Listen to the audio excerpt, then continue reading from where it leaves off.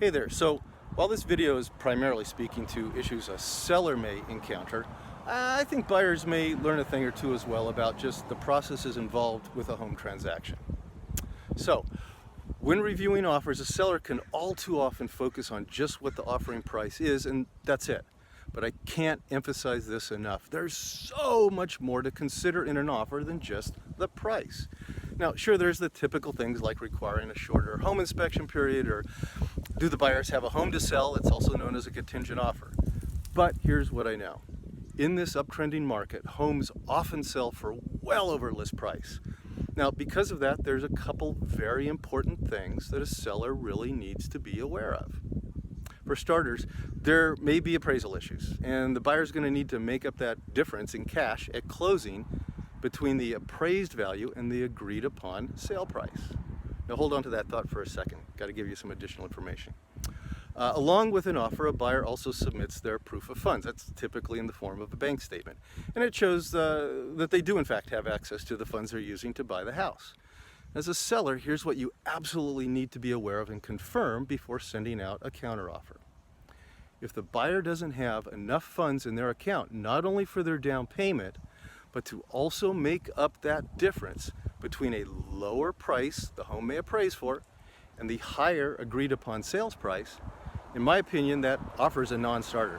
The buyer's just going to cancel escrow anyways if the home doesn't appraise for the agreed upon sale price, so why begin the journey? Quite honestly, I think it's just a bad day waiting to happen.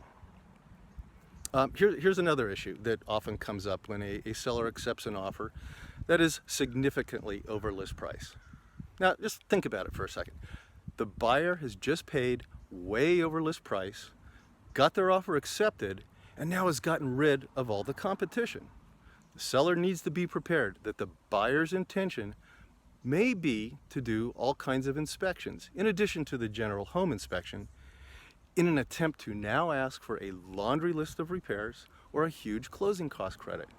What their intent may be is to get back some of that money that they overpaid for the house. Now, the law states that all reports and investigations from a previous escrow needs to be disclosed to a future buyer. Now, that certainly doesn't thrill the seller, but the seller has no choice. The current buyer probably knows this, and in an attempt to burden the seller with all those reports, it's kind of gaming the system. While this is certainly not acting at all in good faith, should this be the scenario and the attention of the buyer, there's not a whole lot that really a seller can do.